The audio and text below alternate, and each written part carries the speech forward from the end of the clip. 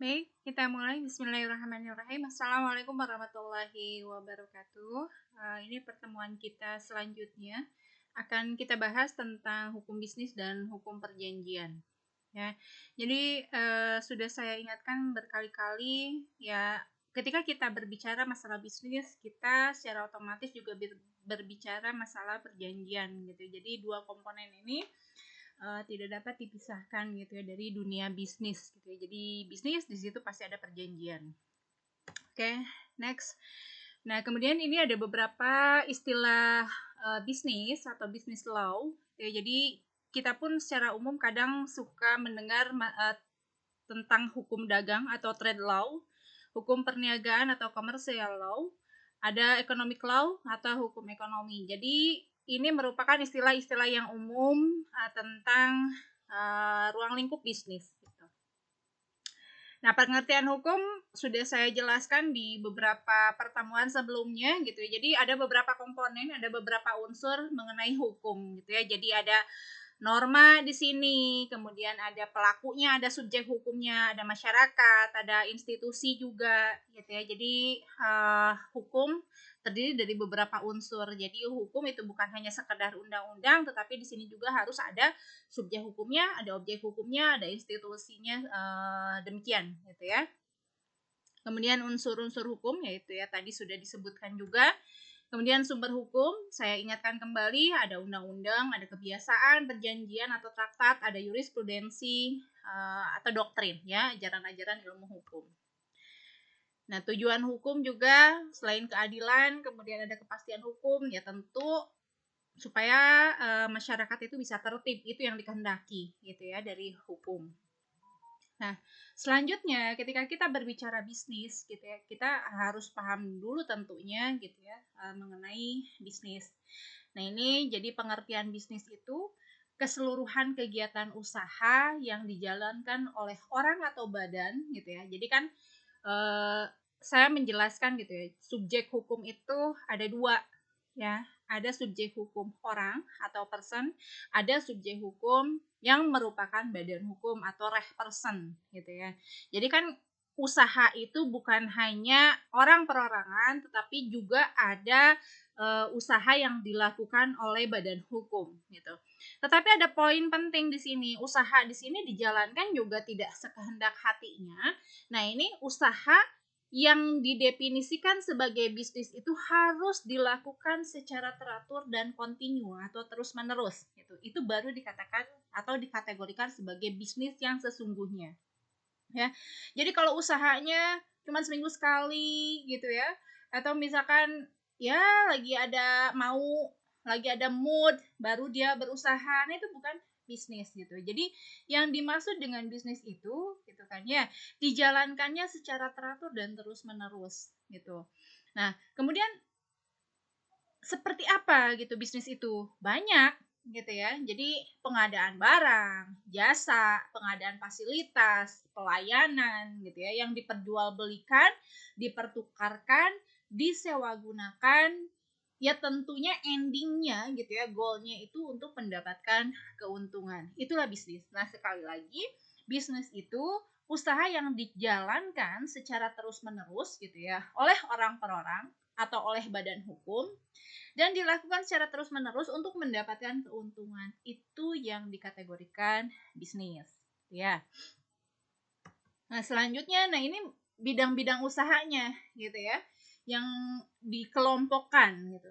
Yang pertama, bisnis dalam bidang industri. Ya, ini kan kita juga tahu ya, ada industri besar, ada menengah, ada usaha kecil gitu ya. Baik itu di bidang industri mobil, motor, dan lain sebagainya gitu. Kemudian bidang perdagangan. Nah, bidang perdagangan ini ada yang disebut sebagai agennya, makelar, ya, pertokoan, swalayan, reseller sekarang gitu kan ya, distributor, itu bidang perdagangan. Kemudian ada bidang jasa. Nah, bidang jasa ya tentu saja memberikan pelayanan, bentuknya tidak real seperti jual beli perdagangan lainnya gitu ya. Jadi kalau bidang jasa itu jenisnya abstrak ya, seperti konsultan gitu kan, akuntan, biro perjalanan, asuransi, perhotelan, itu merupakan bidang usaha jenis jasa atau pelayanan. Kemudian bidang usaha dalam bidang agraris, ya, pertanian, perkebunan. Nah, sekarang lagi maraknya tanaman-tanaman hias gitu ya, itu bidang agraris. Kemudian bidang ekstraktif, ada pertambangan, ada penggalian gitu ya. Kemudian pengeboran minyak bumi ya, seperti Pertamina, Shell, atau apalah itu gitu ya, yang memang usaha di bidang sumber daya alam gitu ya, eksplorasi di bidang sumber daya alam, itu bidang ekstraktif gitu kan. Nah, selanjutnya, pelaku bidang usaha. Nah, ini kita harus pahami lagi lebih dalam gitu ya, karena tidak akan bisa dipisahkan namanya pelaku bidang usaha itu. Tidak bisa dipisahkan dengan yang namanya subjek hukum gitu. Nah, tentu kita harus tahu ya bahwa subjek hukum itu mempunyai hak dan kewajiban gitu ya. Nah, ini manusia, subjek hukum yang pertama, bahwa manusia itu merupakan arti sesungguhnya gitu ya, sebagai makhluk ciptaan Tuhan intinya. Jadi dalam arti biologisnya kita ada wujudnya gitu ya, ya kita itu kan merupakan satu fenomena alam tentu saja. Jadi intinya semua manusia itu dikatakan sebagai subjek hukum yang merupakan pendukung hak dan kewajiban. Kemudian yang kedua, subjek hukum berupa badan hukum atau person. Nah, subjek hukum ini dalam arti yuridis ya, sebagai fenomena dalam hidup di masyarakat. Jadi ada misalkan satu kegiatan atau satu organisasi tapi dia tidak terdaftar di dalam kelembagaan atau di dalam hukum, intinya tidak didaftarkan ke notaris dan lain sebagainya, maka dia tidak bisa dikatakan sebagai person. Nah, ini hati-hati gitu ya. Misalkan tiba-tiba kita mendirikan satu organisasi besar sampai ribuan anggotanya tapi tidak pernah didaftarkan secara legal, maka itu tidak dapat dikatakan sebagai person ya, sebagai subjek hukum. Jadi dia tidak mempunyai hak dan kewajiban gitu ya di dalam hukum. Begitupun dia tidak akan, organisasi tersebut tidak akan mendapatkan perlindungan secara hukum nantinya gitu ya. Jadi kalau badan hukum itu ya dia diakui secara yuridis, baik itu organisasi, badan usaha dan lain sebagainya, terdaftar gitu secara legal. Nah, kemudian perbedaan manusia dan badan hukum tentu saja harus tahu gitu ya. Yang namanya manusia ya dia makhluk hidup, badan hukum itu ya bukan makhluk hidup, intinya yang diciptakan gitu kan ya. Jadi manusia itu merupakan makhluk hidup ciptaan Tuhan, mempunyai akal, perasaan, juga mempunyai kehendak dan dapat mati tentu saja, mempunyai jenis kelamin. Nah, kalau badan hukum ya kebalikannya, badan hukum karena diciptakan oleh manusia, dia berkehendak itu ketika manusia itu mempunyai kehendak atas badan hukum itu, gitu. Ya, jadi kalau badan hukum berdiri sendiri juga tidak bisa dikatakan dia mempunyai kehendak, gitu kan ya. Jadi tetap saja yang namanya badan hukum itu di belakang layarnya itu merupakan kehendak dari para pendirinya intinya, gitu ya. Kemudian badan hukum itu dapat dibubarkan dan tentu saja tidak berjenis kelamin gitu ya. Nah, selanjutnya, ini bisa dilihat yang kemarin saya review kembali bahwa hukum itu yang secara generalnya ada hukum privat, ada hukum publik. Hukum privat berarti kita berbicara dengan subjek hukum gitu ya, intinya person to person to person gitu ya, person dengan personnya gitu ya. Jadi berkaitan dengan hak dan kewajiban antara orang perorangan gitu ya. Kemudian kalau hukum publik dia mengatur hubungan antara warga negara gitu ya, person dengan negara intinya gitu ya. Nah, bisa dilihat, diingat kembali bahwa yang namanya hukum bisnis itu merupakan keseluruhan norma yang mengatur semua kegiatan bisnis dalam bidang apapun tentu saja gitu ya. Tadi industri, keuangan, pelayanan, barang, jasa dan lain sebagainya gitu ya. Pokoknya yang berurusan dengan dunia bisnis gitu kan, itu ada normanya dan disitulah disebut dengan hukum bisnis. Kemudian hukum bisnis di Indonesia, ya, jadi kalau hukum bisnis di Indonesia ya tentu berbeda dengan aturan bisnis di negara lain, gitu ya.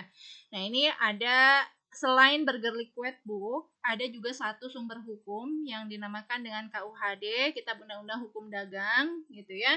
Ini juga banyak dari Kitab Undang-Undang Hukum Dagang ini ada yang masih dipakai dalam pasal-pasalnya atau dalam aturan-aturannya, ada yang sudah berdiri sendiri dalam artian mempunyai undang-undang sendiri. Begitupun dengan Burger Liquid Book gitu ya, ada yang masih dipakai secara aturannya gitu ya, beberapa pasal yang masih dipakai sebagai pijakannya, ada yang memang sudah berdiri sendiri berganti dengan undang-undang yang baru gitu kan ya. Contoh misalkan undang-undang mengenai perbankan itu sudah ada undang-undang terpisah, kemudian undang-undang mengenai perseroan terbatas juga itu sudah diatur terpisah, ada undang-undang transaksi elektronik juga sudah ada aturan terpisah gitu ya, walaupun sebetulnya secara pijakan, secara dasarnya itu masih ada berkaitan atau korelasinya itu dengan Burger Liquid Book gitu ya. Nah, ini seperti pengaturan tentang keagenan, distributor, surat berharga, asuransi, pengangkutan laut, ini sudah ada undang-undang yang baru juga gitu ya. Mengenai pembukuan dagang, mengenai asuransi, ini undang-undang tentang perasuransian di Indonesia juga sudah terpisah. Mengenai perseroan terbatas juga itu sudah ada undang-undangnya gitu ya, Undang-Undang Nomor 7 tahun 2007 gitu kan, tentang perseroan terbatas. Kemudian tentang kontrak ya, jual beli, hipotek, perkreditan, hak tanggungan, ada perburuhan juga ya. Kemudian membahas tentang perusahaan go public, ada pasar modal, penanaman modal dan lain sebagainya gitu ya. Jadi ini sudah ada undang-undang tersendiri yang mengatur mengenai bisnis di Indonesia gitu ya, bagaimana cara penyelesaian sengketa bisnisnya gitu ya, ada perlindungan konsumen, kemudian bagaimana penyelenggaraan bisnis yang lintas negara gitu kan, jadi itu sudah ada undang-undang secara terpisahnya. Ya, baik, kita lanjutkan ya. Subjek hukum manusia, nah ini bisa dilihat ya supaya dipahami. Jadi kalau di dalam Burger Liquid Book gitu ya, subjek hukum manusia gitu kan ya, ini diatur di buku pertama tentang person. Jadi sudah mempunyai haknya dan dijamin oleh hukum kalau di dalam pasal 2 ayat 1 KUH Perdata. Jadi janin yang ada di kandungan seorang perempuan itu sudah dianggap sebagai subjek hukum. Itu menurut undang-undang gitu. Kenapa dikatakan seperti itu? Kenapa negara sudah menjamin gitu ya? Jadi janin yang sudah ada di dalam rahim seorang perempuan, kenapa dia dijamin haknya oleh hukum gitu ya? Jadi ketika misalkan terjadi sesuatu yang tidak diinginkan, bapaknya meninggal gitu ya, bapak si janin itu. Nah, janin itu sudah berhak memperoleh waris gitu ya. Jadi sudah masuk dalam hitungan untuk pembagian waris nanti gitu.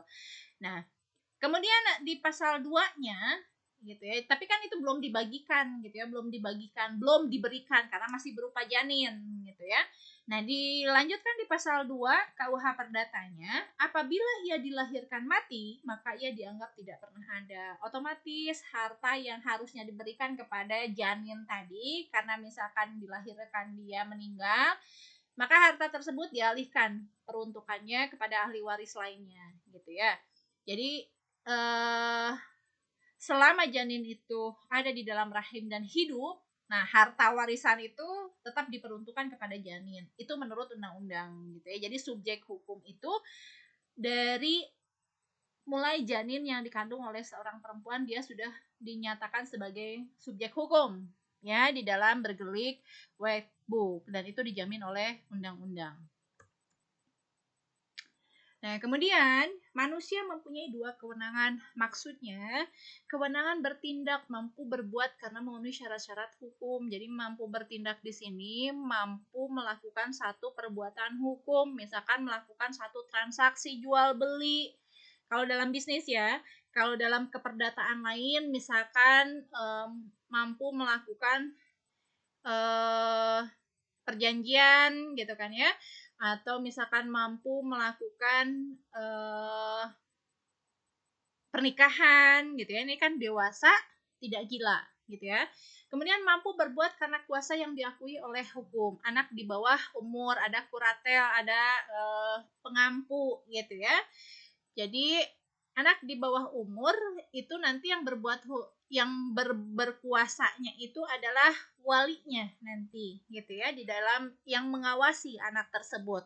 Atau misalkan anak dia belum dewasa tetapi dia sudah menikah gitu ya. Jadi anak yang sudah menikah dia mempunyai hak untuk melakukan satu perbuatan hukum lainnya gitu. Kemudian kewenangan berhak dimiliki sejak manusia lahir atau sejak dalam kandungan. Nah, itu korelasinya dari tadi ya, pemaparan yang tadi. Jadi intinya janin itu sudah mempunyai hak dan dijamin oleh undang-undang ya. Nah, kecakapan bertindak ini hubungannya kalau dalam bisnis gitu ya, untuk melakukan semua tindakan properti atau kegiatan properti tadi ya, kegiatan bisnis jual beli, pelayanan, jasa dan lain sebagainya gitu. Baik, kita lanjutkan.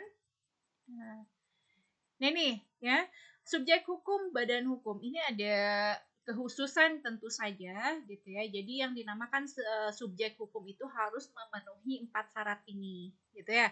Yang pertama, ada harta kekayaan yang terpisah. Maksudnya ketika kita mendirikan satu badan hukum, tentu saja itu kekayaannya tidak bisa dicampurkan dengan kekayaan para pendirinya. Misalkan kita membuat satu perusahaan atau satu perseroan terbatas, otomatis modalnya itu berbeda dengan harta kekayaan pribadi. Jadi ada harta kekayaan yang memang didaftarkan sebagai harta kekayaan perseroan gitu. Jadi harus terpisah. Sehingga kan tadi keteraturan gitu ya, secara terus-menerus, jadi unsur dari bisnis itu ya dari keteraturannya. Jadi harta yang dipakai untuk usaha itu harus dipisahkan dari harta pribadi yang dipakai untuk konsumsi pribadi gitu ya. Dan yang keduanya, ada tujuan tertentu. Didirikan PT ini untuk apa? Gitu. Ya. Ya tentu saja kalau tujuan bisnisnya itu mendapatkan keuntungan hanya di bidang apa nantinya gitu ya. Kemudian kepentingan yang hendak dicapai ya dari pendirian usaha tersebut gitu kan. Kemudian adanya organisasi yang teratur. Maksud dari organisasi yang teratur tadi kan ada yang bersifat pasif, ada yang bersifat aktif. Ada yang bersifat pasif, misalkan penanam modal nantinya, gitu ya. Ada yang aktif, berarti para pegawainya. Kemudian ada manajernya, ada direkturnya, gitu kan ya. Nah, itu organisasi yang teratur. Itu baru bisa dikatakan sebagai subjek hukum berupa badan hukum. Jadi rehperson, ya. Jadi rehperson itu harus memenuhi keempat syarat yang tadi sudah disampaikan gitu ya. Nah, kembali lagi ini kenapa ya kalau bisnis itu kita pasti berbicara tentang perjanjian juga gitu ya. Tidak bisa dinafikan atau tidak bisa dipisahkan dari yang namanya hukum kontrak atau perjanjian.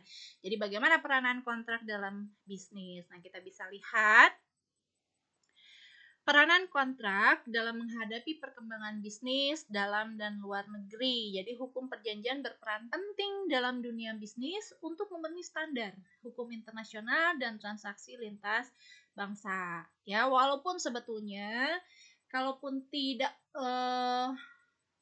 seperti itu, intinya perjanjian itu ya memang dibutuhkan dalam transaksi bisnis gitu ya. Jadi bisnis ya pasti adanya perjanjian gitu ya. Terjadinya bisnis pasti karena ada terjadinya perjanjian gitu ya. Nah, mengapa hukum kontrak mempunyai peranan penting dalam dunia bisnis gitu ya. Jadi intinya kepastian yang pertama gitu ya. Ketika kita mengadakan satu perikatan dengan orang lain, melakukan satu hubungan bisnis dengan orang lain gitu ya, dengan adanya kontrak, dengan adanya perjanjian, tentu saja itu menimbulkan kepastian hukum gitu ya. Jadi hukum perjanjian sangat menonjolkan sifat perorangan. Jadi apa yang dikehendaki oleh si A pihak pertama, si B pihak kedua itu apa? Nah, itu nanti di mix and match di dalam perjanjiannya tentu saja gitu ya. Apa yang ingin ditujunya gitu ya, seperti apa. Nah, itu ada diatur di dalam hukum perjanjian gitu ya.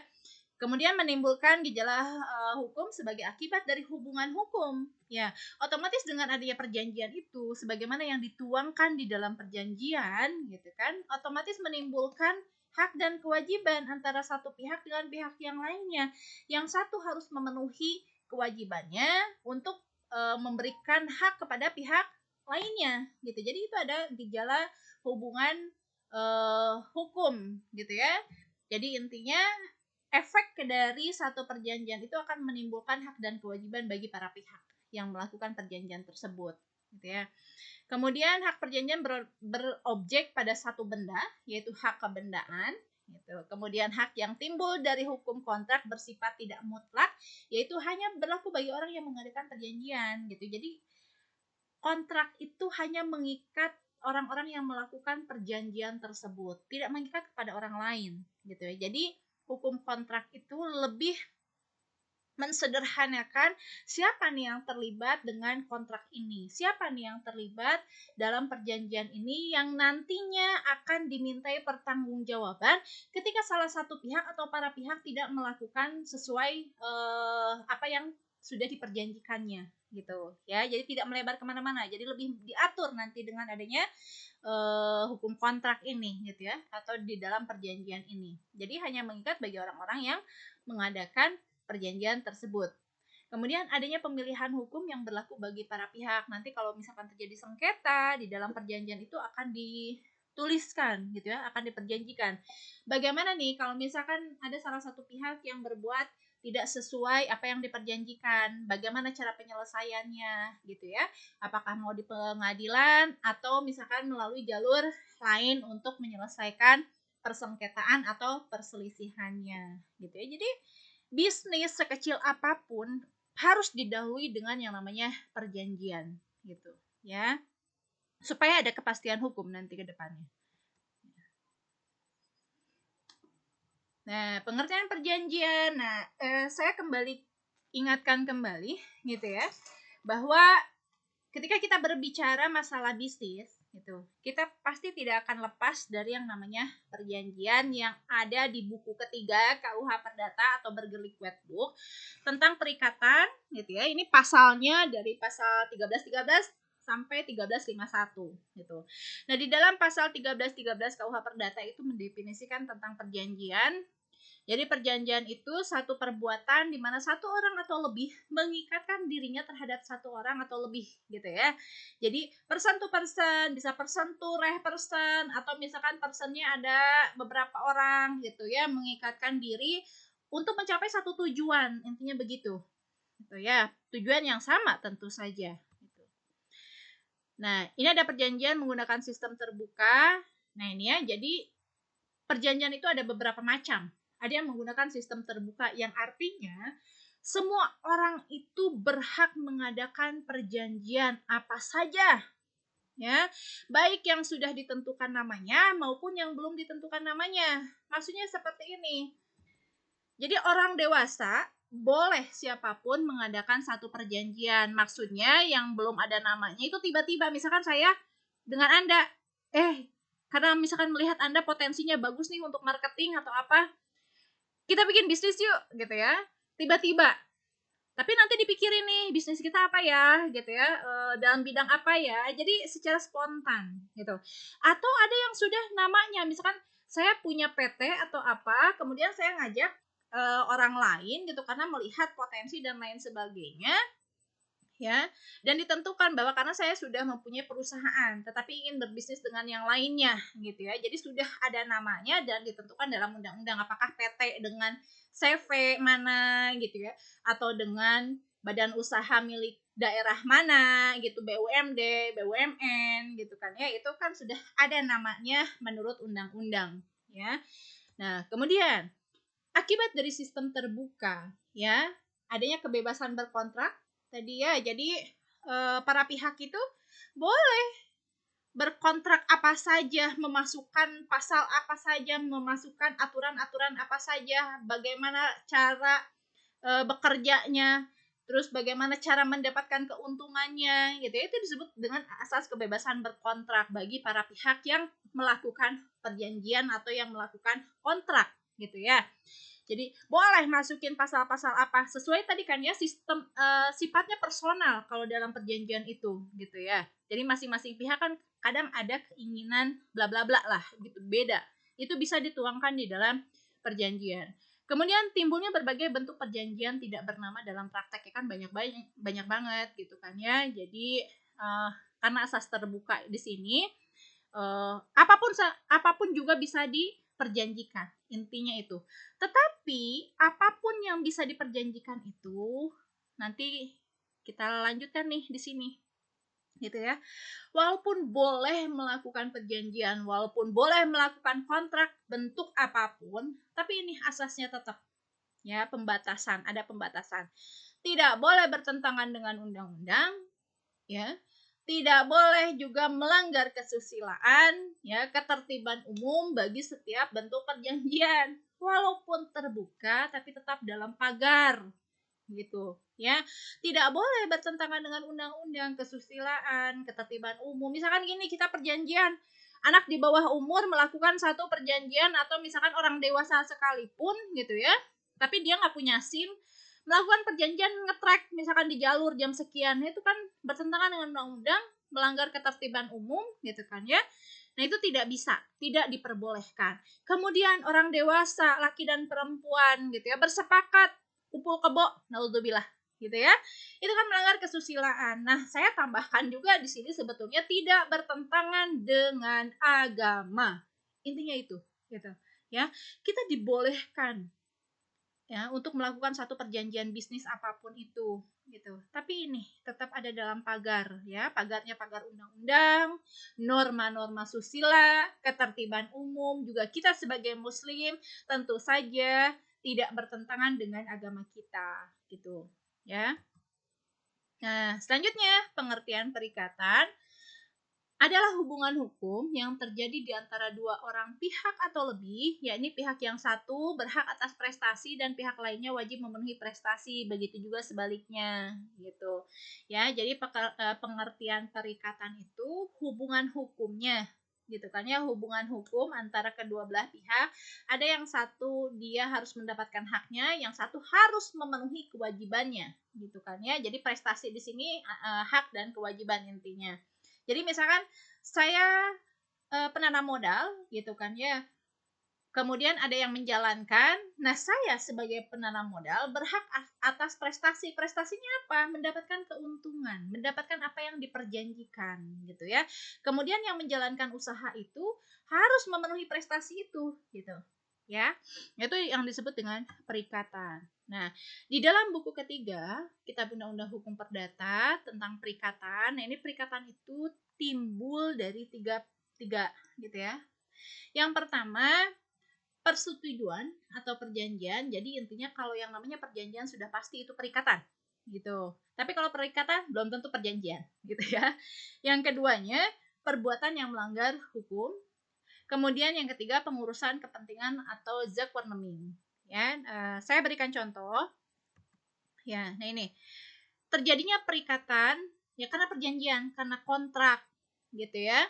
Jadi misalkan nih perjanjian, misalkan di mana salah satu pihak berjanji kepada pihak lain untuk melaksanakan satu hal, ya. Nah, ketika perjanjian tersebut diutarakan, ya, nah itu disebutnya peristiwa hubungan hukum antara kedua belah pihak. Nah, hubungan hukum ini disebut yang dinamakan perikatan. Ya, jadi kalau kita berjanji kepada orang lain, baik itu secara tulisan atau tidak tertulis, itu yang menimbulkan perikatan, gitu ya. Nah, kalau kontrak di sini tentu saja dia perjanjian secara tertulis, ya. Jadi itu yang menimbulkan perikatan. Nah, kemudian kalau perikatan yang timbul karena undang-undang, misalkan gini, ada orang tua, ada laki dan perempuan kemudian menikah, kemudian mempunyai anak. Nah, anaknya ini gitu ya, terjadi perikatan karena undang-undang apa? Perikatannya gitu ya. Si orang tua kan yang melakukan perjanjian pernikahan intinya ya, dia yang menikah, melakukan perbuatan hukum, ya, yang melahirkan hubungan hukum, ya, yang melahirkan perikatan. Nah, otomatis anak-anaknya itu terikat secara undang-undang. Apa ikatannya? Bahwa orang tua itu wajib penghadonahi, wajib memelihara gitu, mendidik. Nah, itu kan ikatan karena undang-undang, karena orang tuanya menikah secara undang-undang. Begitu maksudnya. Jadi timbul secara tidak langsung gitu ya, perikatan itu efek dari orang lain melakukan satu perbuatan hukum gitu ya. Jadi yang terikat dengan orang-orang yang melakukan perjanjian itu ada perikatan yang timbul dikarenakan undang-undang intinya gitu ya. Misalkan nanti waris dan sebagainya, kan itu tidak diperjanjikan, tetapi itu otomatis terjadi perikatan gitu dan dilindungi oleh undang-undang gitu ya. Kemudian terjadi karena undang-undang akibat perbuatan manusia menurut hukum melanggar gitu ya, bertentangan. Misalkan kayak gini, di lampu merah tiba-tiba ada motor yang nyelonong aja, jebret aja gitu ya, nabrak. Nah, itu timbul perikatan karena undang-undang, si motor itu wajib mengganti mobil atau motor yang dirusak olehnya karena dia melanggar hukum, melanggar undang-undang lalu lintas karena dia nerobos lampu merah gitu kan. Atau misalkan kayak gini contoh yang lainnya, misalkan ada orang tua misalkan gitu ya, lagi main atau apapun itu gitu, main basket atau apa, kemudian tiba-tiba si bolanya mecahin jendela tetangganya gitu. Nah, itu kan satu perikatan yang diharuskan gitu ya oleh undang-undang, yang timbul karena undang-undang intinya, karena dia menimbulkan kerugian bagi orang lain gitu kan ya. Jadi secara otomatis dia terlibat perikatannya itu karena pelanggaran gitu ya. Nah, selanjutnya, nah ini jenis-jenis perjanjian. Saya akan tugaskan kepada Anda semua gitu ya untuk membahas jenis-jenis perjanjian. Jadi di sini ada 5. Ada perjanjian timbal balik gitu ya. Perjanjian timbal balik dan sepihak. Ada perjanjian bernama dan tak bernama, ada perjanjian obligor dan kebendaan, konsensual dan real, ada perjanjian campuran. Jadi saya meminta Anda semua dalam satu kelas, ini harus terbahas di 5 jenis ini. Jadi supaya adil, misal begini, absen 1 sampai 5 membahas tentang perjanjian timbal balik. Absen 6 sampai 10 membahas tentang perjanjian bernama. Pokoknya dalam satu kelas ini 5 jenis perjanjian ini harus dibahas gitu ya. Silahkan bahas, ditulis, kemudian diunggah ke GCR-nya masing-masing ya. Waktunya 1 kali 24 jam setelah materi ini. Setelah Anda menyimak materi ini. Kemudian pertanyaan yang kedua gitu ya, tugas yang kedua, tadi kan ini ya, 1. Kemudian tugas yang keduanya, silahkan Anda analisis pasal 1320 KUH Perdata ya.